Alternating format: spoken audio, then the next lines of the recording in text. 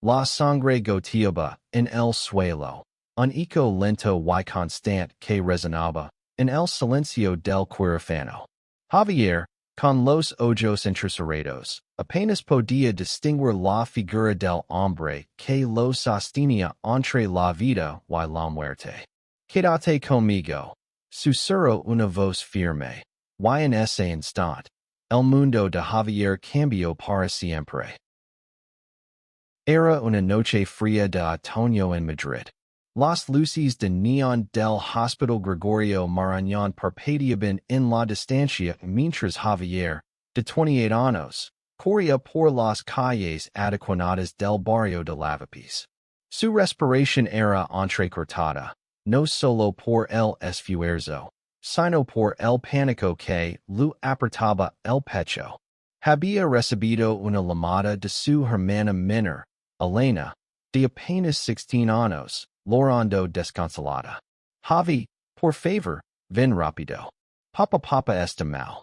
Sin pensarlo, Javier dejó caer la cerveza que sostenía en el bar donde celebraba con amigos y salió disparado hacia el hospital. Al llegar, el caos lo envolvió. Los pasillos olían a desinfectant y desesperación. Elena lo abrazó, sus ojos rojos y hinchados. Está en cirugía. Un accidente un coche lo atropelló. Su padre, Antonio, un hombre robusto de 55 años, siempre había sido el pilar de la familia. Pero ahora, yacía en una camilla, luchando por su vida. Javier sintió que el suelo se desvanecía bajo sus pies. No podía perderlo. No después de todo lo que habían pasado.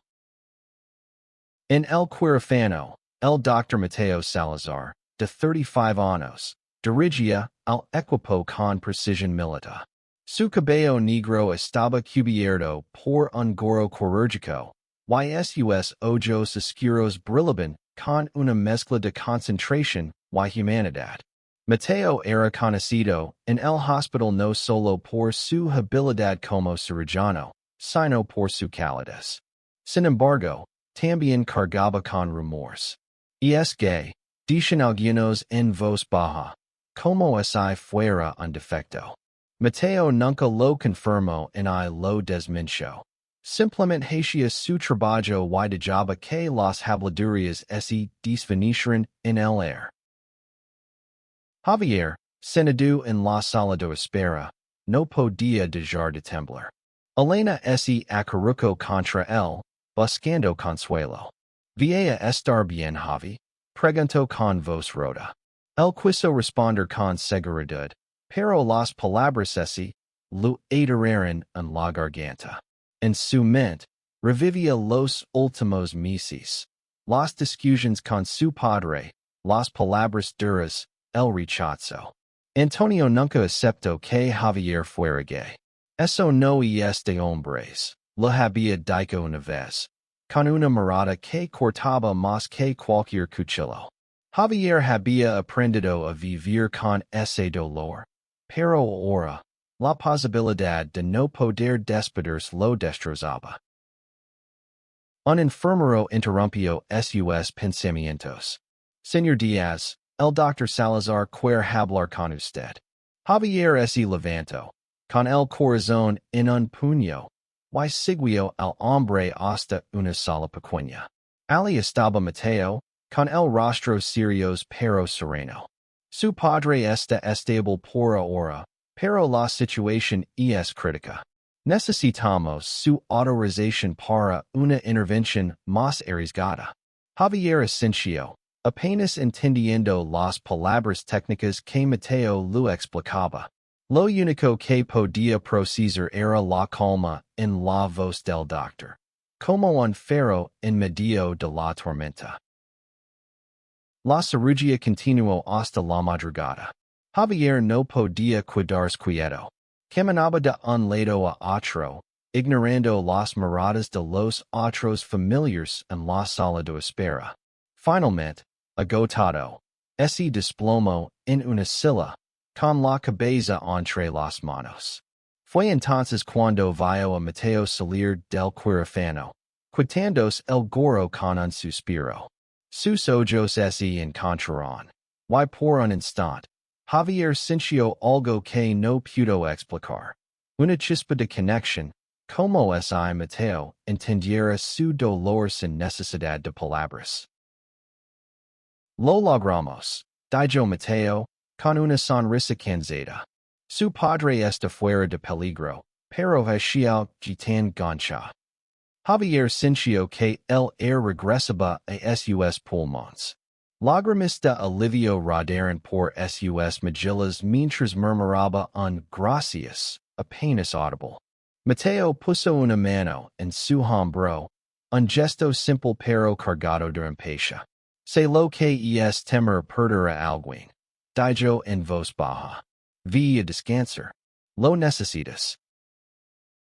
Esa noche, mientras Javier y Elena dormían en la sala de espera, algo cambió en él. No era solo el alivio de saber que su padre viviría, sino la forma en que Mateo lo había mirado, como si viera más allá de la fachada de hombre fuerte, que Javier siempre intentaba mantener. Había algo en ese doctor, algo que lo hacía sentir visto. Días después, Antonio comenzó a recuperarse, pero las tensiones familiares no desaparecieron. Javier visitaba el hospital todos los días, y cada vez que veía a Mateo, sentía un nudo en el estómago. No era solo gratitud. Era algo más profundo, algo que lo aterrorizaba y lo emocionaba al mismo tiempo. Mateo, por su parte, mantenía una distancia profesional, pero sus sonrisas eran cada vez más cálidas, sus palabras más personales. Una tarde, mientras Javier esperaba en el pasillo, Mateo se acercó con una taza de café en la mano. Te ves agotado, dijo, ofreciendo la bebida. Javier la aceptó, y por primera vez en mucho tiempo, se permitió reír. Hablaron de cosas triviales, el clima, el tráfico de Madrid, la comida del hospital. Pero entre las palabras, había una corriente silenciosa, una conexión que ninguno de los dos se atrevía a nombrar. Esa noche, Javier no pudo dormir. Pensó en su padre, en las palabras que nunca se habían dicho, en el peso de ser quien era, en una familia que no lo aceptaba del todo. Y pensó en Mateo, en su voz, en sus manos seguras, en la forma en que parecía entenderlo sin juzgarlo. Por primera vez, Javier se preguntó si era posible encontrar un lugar donde pudiera ser él mismo, sin miedo. Pero el destino tenía otros planes. Una semana después, una emergencia en el hospital cambiaría todo. Javier se encontraría de nuevo en el quirófano, no como visitante, sino como paciente. Y Mateo, una vez más, estaría allí, en el centro de la tormenta, dispuesto a salvarlo. Los días siguientes fueron un torbellino de emociones para Javier. Cada visita al hospital era una mezcla de alivio al ver a su padre mayor y ansiedad por los sentimientos que crecían en su interior. Antonio, aunque débil, seguía siendo el mismo hombre obstinado. No quiero que estés aquí todo el día, gruñó una mañana, con la voz áspera por el tubo de traqueotomía. Vida vivir tu vida. Pero Javier sabía que no era tan simple. Su vida, tal como era, seguía siendo un tema prohibido en la familia. Mientras tanto, las interacciones con Mateo se volvieron más frecuentes. A veces, era un comentario rápido en el pasillo. Otras, una conversación más larga en la cafetería del hospital. Mateo tenía una forma de hablar que desarmaba a Javier, directa, pero nunca invasiva. Una tarde, mientras compartían un bocadillo, Mateo lo canto que había crecido en Sevilla, en una familia conservadora que, como la de Javier, no siempre entendía quién era. Aprendí a no pedir permiso para ser yo mismo, dijo, con una chispa de desafío en los ojos.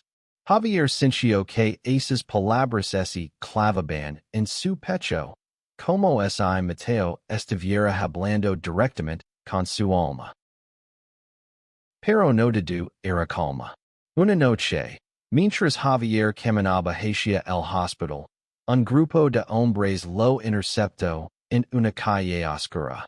Eran tres, con risas crueles y miradas que destilaban desprecio. ¿Qué, maricón? ¿Vas a buscar a tu novio el doctor?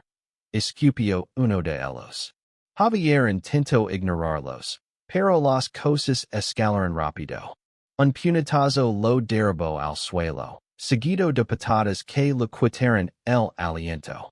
Cuando recuperó la conciencia, estaba en una ambulancia, con el rostro cubierto de sangre y un dolor agudo en el pecho.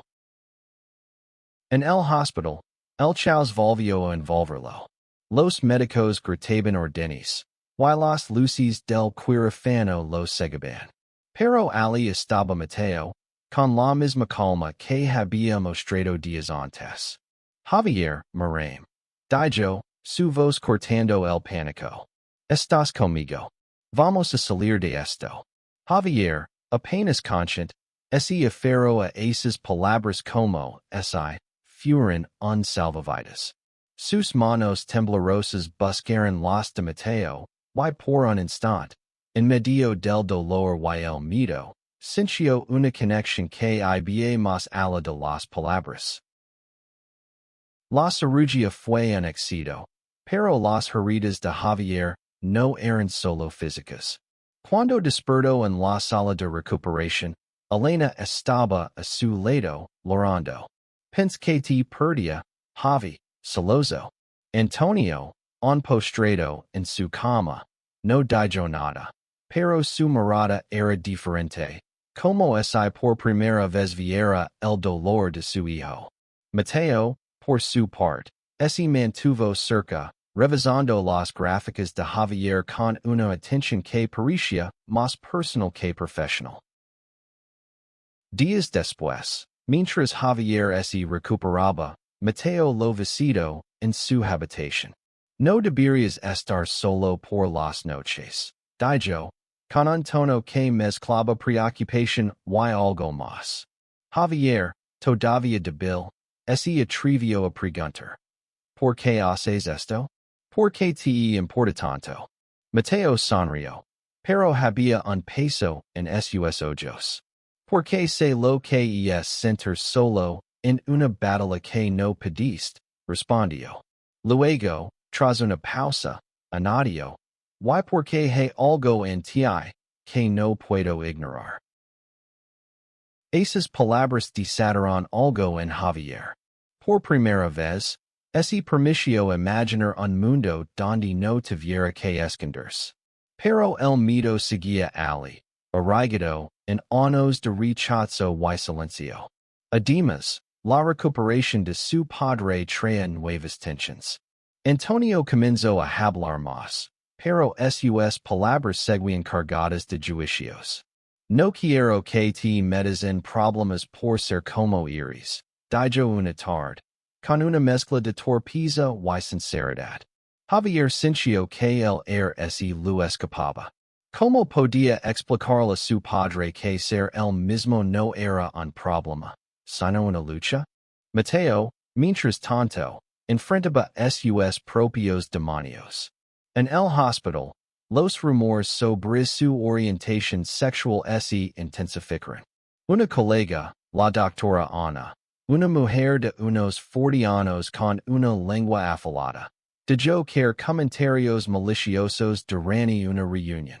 Cuidado, Mateo, no quieres que los pacientes piensen que tienes favoritos, dijo, con una sonrisa que no ligaba a sus ojos. Mateo no respondió, pero Javier, que estaba en el pasillo y escuchó todo, sintió una punzada de rabia. quería defenderlo, pero el miedo lo paralizó. Una noche, mientras Javier y Mateo compartían un café en el tejado del hospital, la ciudad de Madrid brillando a sus pies, algo cambió. Javier, impulsado por una valencia que no sabía que tenía, tomó la mano de Mateo. Gracias, dijo, con la voz temblorosa. Por todo. Mateo no retiró la mano. En cambio, la apretó suavemente. Y por un momento, el mundo pareció detenerse. Pero el sonido de un teléfono rompió el hechizo. Era Elena, histérica. Javi, es papa. Algo está mal. La carrera hacia la habitación de Antonio fue un borrón. Javier sentía el corazón latiendo en las scenes mientras seguía a Elena por los pasillos del hospital. Cuando llegaron, Antonio estaba consciente, pero su rostro estaba pálido, y los monitores emission pitidos irregulares. Mateo ya estaba allí, dando órdenes al equipo con una calma que contrastaba con el caos. Complicación postquirúrgica, explicó brevemente, sin apartar la vista de los instrumentos. Vamos a llevarlo de vuelta al quirófano. Javier sintió que el suelo se tambaleaba. No podía perder a su padre ahora, no después de todo. Elena se aferró a su brazo, sollozando. No puedo más, Javi. No puedo. Él la abrazó, tratando de ser fuerte, pero por dentro estaba desmoronándose. Mateo, al pasar junto a ellos, puso una mano en el hombro de Javier. Confía en mí, dijo, y sus ojos transmiten una promesa silenciosa. La espera fue insoportable. Horas que se sintieron como días.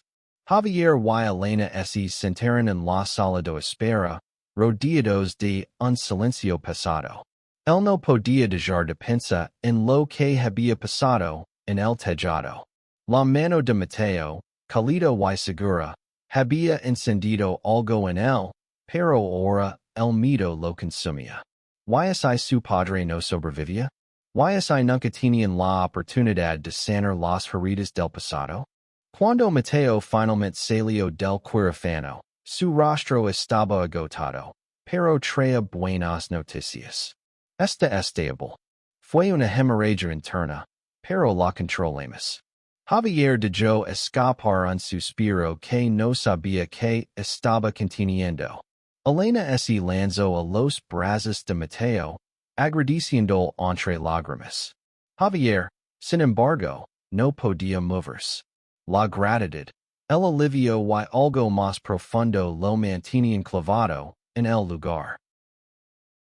Esa noche, Javier decidió quedarse en el hospital. No quería dejar a su padre solo, pero también había algo más. No podía alejarse de Mateo. Cuando el doctor pasó por la habitación de Antonio para una última revisión, Javier lo siguió al pasillo. Necesito hablar contigo, dijo, con la voz temblorosa. Mateo asintió, y juntos caminaron hacia una sala vacía. Ali, Javier se derrumbó. Habló de su padre, de los años de rechazo, de la culpa que lo consumía por no ser el hijo que Antonio quería. Mateo escuchó en silencio, sin juzgar, dejando que las palabras fluyeran. Ser quien eres no es un error, dijo Mateo finalmente. Y no tienes que cargar con el peso de los prejuicios de los demás. Luego, con una vulnerabilidad que Javier no esperaba, añadió, yo también pasé por eso. Todavía lo hago. Pero aprendí que el amor, el verdadero, no pide permiso. Esas palabras golpearon a Javier como un relámpago. Por primera vez, sintió que alguien lo veía, no como un problema, sino como una persona. Los días siguientes fueron un torbellino de emociones. Antonio mejoraba lentamente, pero las conversaciones con Javier seguían siendo tensas.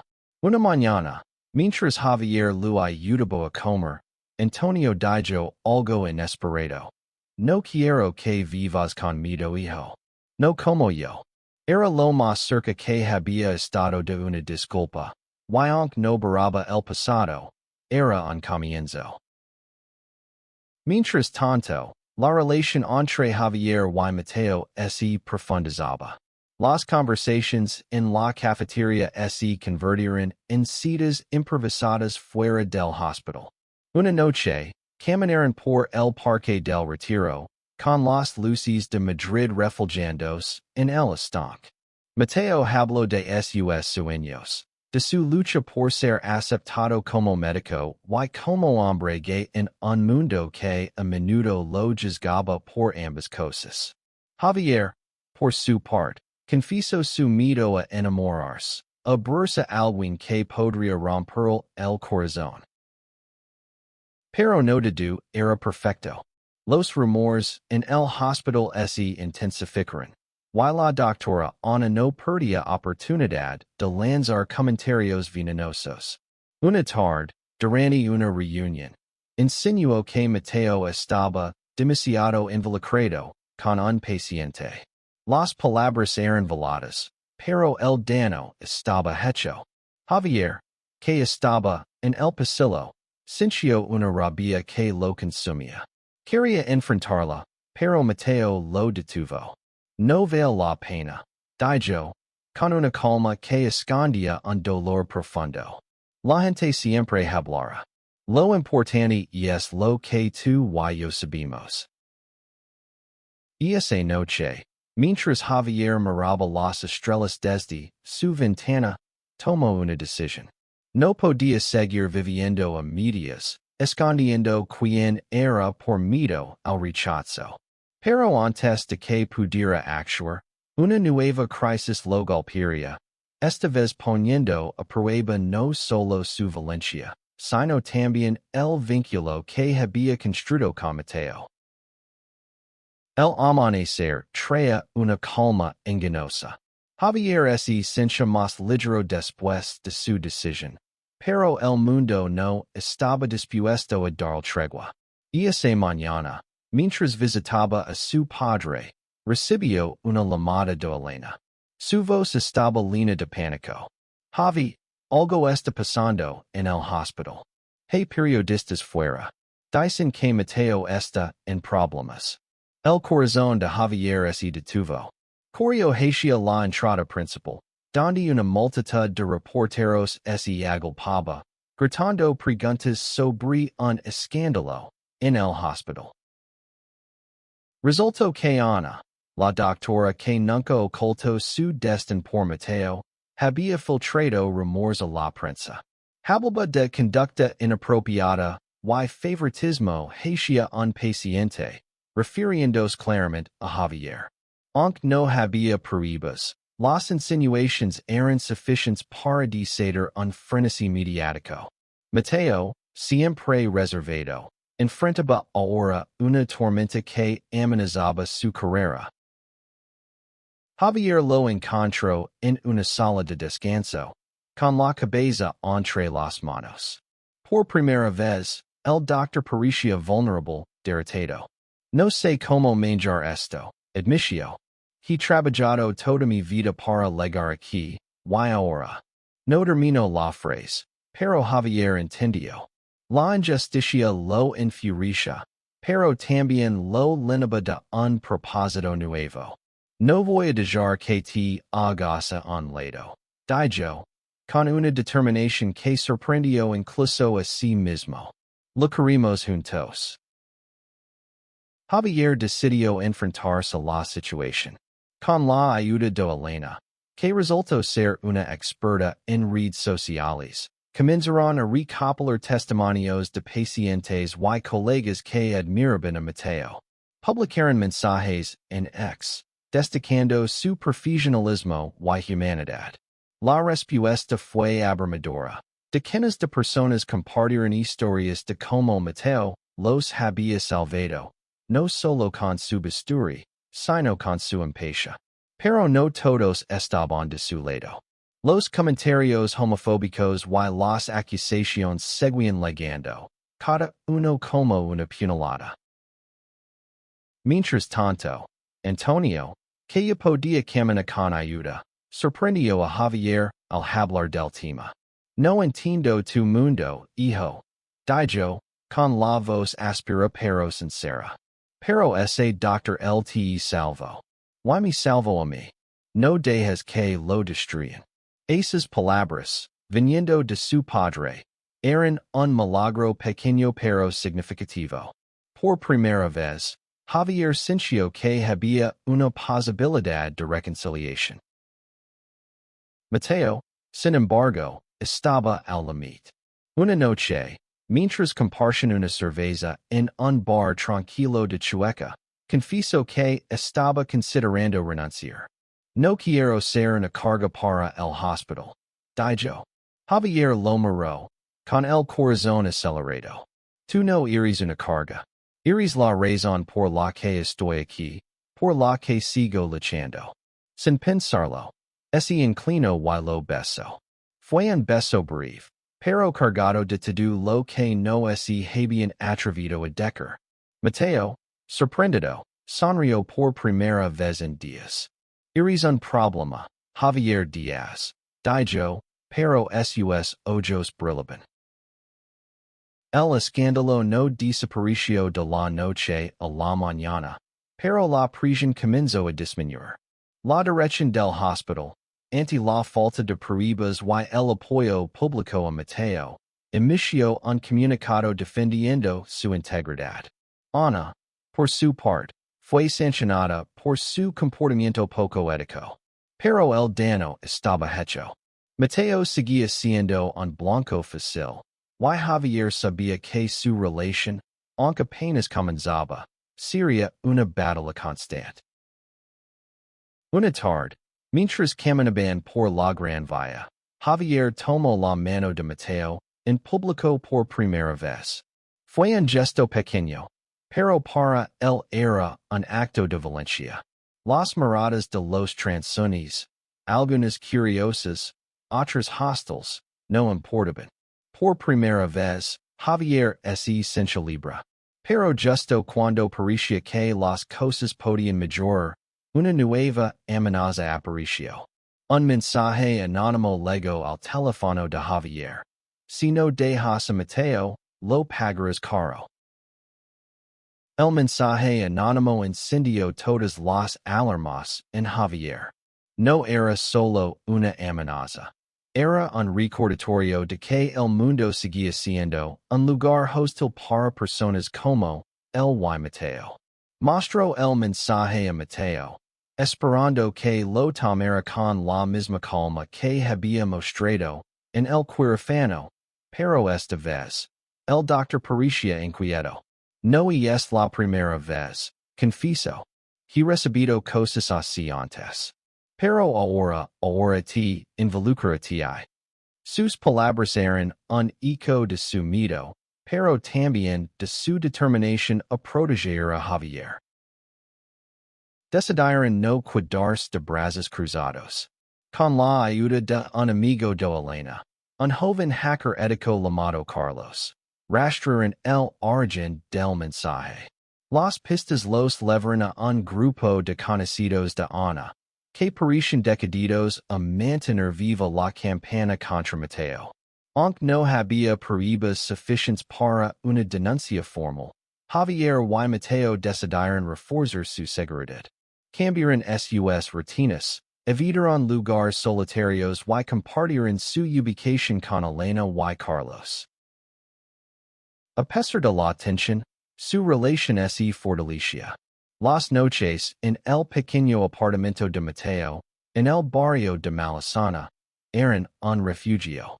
Ali, entre discos de vinilo y libros de medicina, hablaban de sus mitos, sus sueños y el futuro.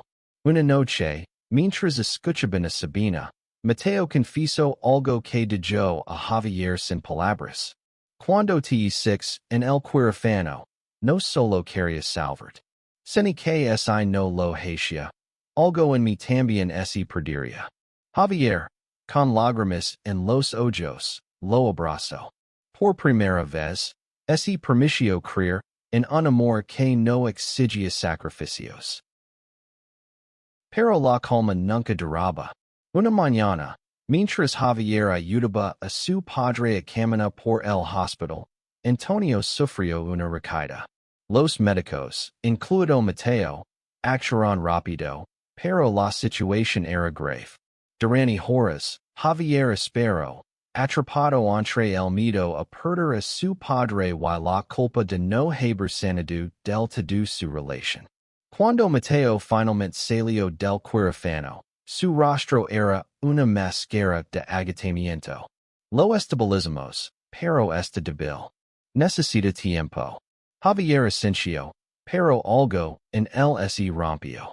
No podía seguir viviendo entre el miedo y la esperanza. Esa noche, Javier tomó una decisión arriesgada. Publicó un mensaje en X, contando su historia, el accidente de su padre, la agresión que sufrió, el amor que había encontrado con Mateo. No mencionó nombres, pero el mensaje era claro. No se rendiría. El post se volvió viral, y aunque hubo comentarios de odio, la mayoría eran de apoyo. Personas de toda España compartieron sus propias historias, creando una ola de solidaridad que llegó hasta el hospital. Antonio, al enterarse, pidió hablar con Javier. No entiendo todo esto, dijo, con la voz débil. Pero no quiero que vivas escondiendo. Si ese doctor te hace feliz entonces es suficiente para mí. Esas palabras, aunque torpes, eran lo que Javier había esperado toda su vida. Loro, no de tristeza, sino de alivio. Pero la amenaza anónima no había desaparecido. Una noche, mientras Javier y Mateo salían de un cine en Callao, un hombre los siguió. Javier lo notó primero. Un escalofrío recorriendo la espalda. Antes de que pudieran reaccionar, el hombre los enfrentó, gritando insultos. Mateo se puso delante de Javier, dispuesto a protegerlo, pero la situación no escaló. Un grupo de transones intervino, y el hombre huyó. Sin embargo, el incidente dejó a ambos sacudidos. No puedo seguir viviendo así, dijo Javier, con la voz rota. Mateo lo miró, con una mezcla de dolor y determinación. Entonces lucharemos juntos. La vida de Javier y Mateo se convirtió en una danza delicada entre el amor y el peligro. Decidieron no dejar que el miedo los dominara. Con la ayuda de Carlos, instalaron medidas de seguridad adicionales, incluyendo cámaras en el apartamento de Mateo. Elena, que se había convertido en una aliada feroz, organizó una campaña en redes sociales para visibilizar la lucha contra la homofobia.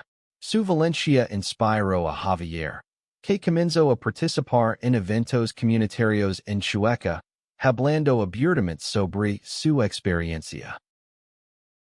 Mientras tanto, Antonio seguía mejorando. Las conversaciones con Javier se volvieron más honestas, aunque no exentas de torpeza. Una tarde, mientras compartían un café en la habitación del hospital, Antonio dijo algo que Javier nunca olvidaría. No sé si alguna vez lo entendré del todo, pero quiero intentarlo. Por ti, era un paso pequeño, pero para Javier, era como si el mundo entero hubiera cambiado. Mateo, por su parte, enfrentaba sus propios retos. Aunque el escándalo en el hospital había disminuido, la prisión seguía allí. Decidió tomar un descanso, solicitando una licencia temporal. Necesito tiempo para pensar, le dijo a Javier. Y para estar contigo sin sentir que el mundo nos persigue. Javier, aunque preocupado, apoyó su decisión. Juntos, planearon un viaje corto a Granada, un lugar donde podrían escapar del ruido de Madrid. El viaje fue un balsamo. Caminaron por las calles empedradas de la Alhambra, hablaron bajo las estrellas y se permitieron sonar con un futuro juntos. Una noche, mientras estaban sentados en un mirador con vistas a la ciudad, Mateo tomó la mano de Javier. Quiero construir algo contigo, dijo. No importa lo que venga. Javier, con el corazón lleno, asintió. Por primera vez, sintió que el amor podía ser más grande que el miedo. Pero el pasado no los dejaba en paz. A su regreso a Madrid, descubrieron que el hombre que los había acosado en Callao había sido identificado. Era un conocido de Ana, que admitió haber actuado por vencer. Aunque fue detenido, la experiencia dejó una marca en ambos. Javier comenzó a asistir a terapia, buscando herramientas para lidiar con el trauma. Mateo, por su parte, decidió volver al hospital, pero con una condición. Trabajaría para crear un entorno más inclusivo, empezando por talleres de sensibilización. La relación entre Javier y Mateo se fortaleció, pero no estaba exenta de desafíos. Las diferencias en sus personalidades a veces chocaban. Javier era impulsivo, mientras que Mateo era más reflexivo. Sin embargo, cada discusión los acercaba más, enseñándolos a escuchar y a comprometerse. Una noche, mientras celebraban el altar de Antonio, Javier sorprendió a Mateo con una propuesta: mudarse juntos. Quiero despertarme contigo todos los días, dijo, con una sonrisa nerviosa. Mateo, emocionado, aceptó. El día en que Javier y Mateo se mudaron juntos fue un hito. El pequeño apartamento en Malesana, lleno de libros y recuerdos, se convirtió en su refugio. No era perfecto, pero era suyo. Antonio, ya recuperado, los visitó una tarde, trayendo una botella de vino como gesto de paz. No soy bueno con las palabras, dijo, pero estoy orgulloso de ti, Javi. Por primera vez, Javier sintió que su padre lo veía de verdad. La vida no se volvió mágica de repente. Los prejuicios seguían existiendo, y las miradas en la calle a veces dolían. Pero Javier y Mateo aprendieron a enfrentarlos juntos. Organizaron eventos en el hospital para promover la inclusión, y su historia inspiró a otros a hablar abiertamente sobre sus identidades. Elena, ahora una activista en ciernes, los acompañaba en cada paso, demostrando que el amor de una familia podía sanar incluso las heridas más profundas. Una noche, mientras caminaban por el templo de Deidad, Javier miró a Mateo y supo que había encontrado su hogar. No era un lugar, sino una persona. Gracias por salvarme, dijo, con la voz cargada de emoción. Mateo sonrió, apretando su mano. Tú también me salvaste, Javier. Cada día. El camino no había sido fácil. Habían enfrentado el dolor, el rechazo y el miedo, pero también habían encontrado amor, valencia y esperanza. La cicatriz en el pecho de Javier, un recordatorio de aquella noche en el quirófano, no era solo una marca de dolor, sino un símbolo de todo lo que habían superado. Juntos, habían aprendido que el amor verdadero no solo sobrevive las tormentas, sino que las transforma en algo hermoso. Y así, bajo el cielo estrellado de Madrid, Javier y Mateo siguieron adelante, escribiendo su propia historia, una donde el amor no pedía permiso, sino que reclamaba su lugar en el mundo.